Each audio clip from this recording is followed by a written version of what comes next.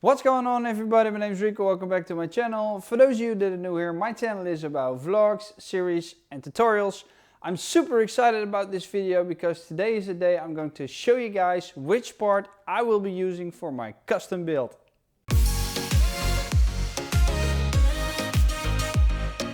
Right, before I'm going to tell you guys something about the parts that I've bought for my build, I need to tell you guys that in the video description will be links to alternative builds, because that way you can choose the right build for your specific budget. I'm super stoked, by the way. I feel like a kid in a candy store. I was researching everything and I can't wait to guide you guys through this build.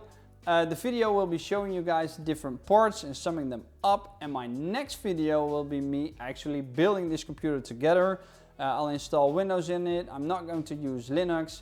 And I'll install free to use programs for you guys, so like GIMP, Darktable and DaVinci Resolve, the free version that is. This is the Ryzen 9-3900x. It's the third generation processor from AMD.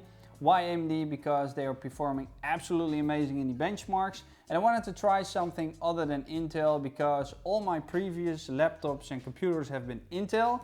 And I really wanted to give Team Red a go, so that's why I bought an AMD.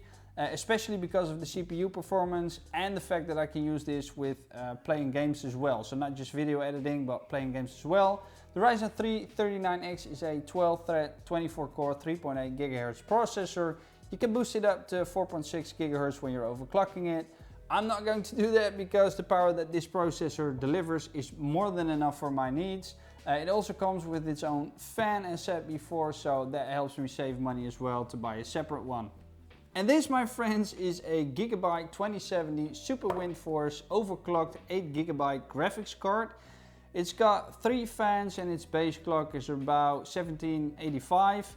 It's got real-time ray tracing, which will allow you to see lifelike shadows and offers new heights when it comes to, let's say, realism experience. It's loaded with the newest DDR6 memory. It supports DirectX 12. And besides all of these specs, its logo will light up as well, so that means that it will give me over 10,000 subscribers next year, obviously.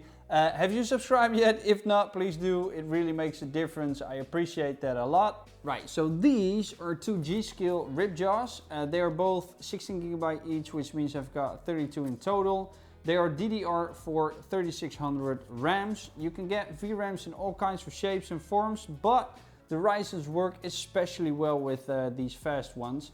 That's why I got these. More memory basically means that your computer will run faster, but I decided to go with 32 gigabytes, even though my motherboard is able to hold 120 gigabytes of memory. Plus the color matches my keyboard, so that's something, I guess. Right, and then comes the motherboard. The motherboard is the epicenter of your computer. It's where all the magic happens. Having a computer without a motherboard is basically someone who doesn't have a heart, you know. This motherboard specifically is the Asus Republican of Gaming Strix X570 motherboard. It's for the 3rd generation Ryzens, and you can buy a cheaper one, a X470 as well, but you'll need to do a BIOS upgrade, and it won't have PCI Express 4. For me personally, that really wasn't an option because, you know, you don't really build yourself a computer every day, and I tend to use this build for a few years before I start to add or remove or replace things that are broken down, and that's why I wanted to be as future-proof as possible. So I bought the newest version motherboards available, which is the X570 for the Ryzens. And when it comes to motherboards, trust me, the internet, it's a jungle. I did hours and hours of research and I was going back and forth between this one and the Gigabyte Aorus X570 Ultra. Eventually I decided to go with this one because the other one was sold out and there wasn't any other particular reason. I do know that this is more USB ports and options than the Ultra, which I think can always come in handy. So that's why I decided to buy this Asus one. Alright, so after everything, you need some storage as well to hold your operating system and programs and files and stuff like that. For this particular build, I have bought the Samsung Evo 970 NVMe 1TB, and I've bought 2 Crucial MX500 SSDs. They've both got 500 gigabytes of storage. It isn't much, but what's even more funny is that I didn't even plan on buying 2. The first store where I ordered it said it was out of stock, so I ordered it somewhere else. I did pay for it already, They were supposed to cancel it, but they didn't. So yeah, now I'm stuck with another disk. I can return it, but I'm going to use it as a scratch disk, because what I'm going to do is I'm going to use one SSD for the operating system many programs. I'm going to use the NVMe drives for all my video and project files, and I'm going to use the other SSD as a scratch disk to render caches, optimize media files, stuff like that. And that will probably be the most efficient setup for me anyway as a video editor. And another part you need is the PSU. It's known as a power supply unit. It delivers the power to your system.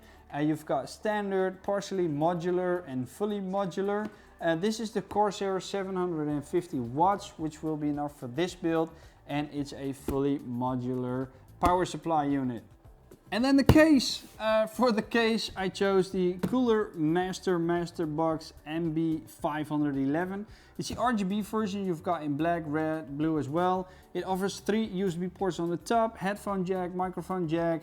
It's got a power and reset button as well. It's got 3 fans in the front, 1 in the back, and an acrylic side panel.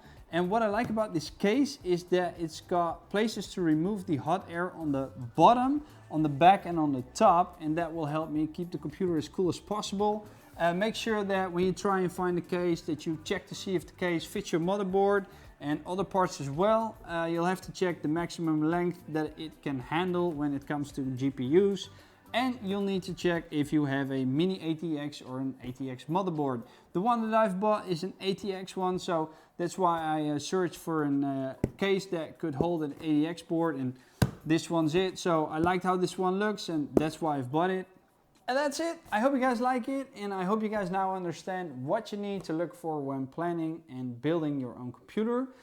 In conclusion, building your own computer takes some time, especially to find all the parts that you need. I've took a week or so to find everything. If you use a site like PC Part Picker, it'll guide you through the different items you need, and it'll show you if you'll run into compatibility problems as well, so like GPU and case and stuff like that. You need a CPU, a GPU, VRAM, a fan if it doesn't come with the CPU. You need a motherboard, some storage, and obviously a case. Like I said, I'll be sure to leave a link in the description down below. Don't forget a power supply unit as well. I'm going to link to alternatives so you can pick whichever build is best for you.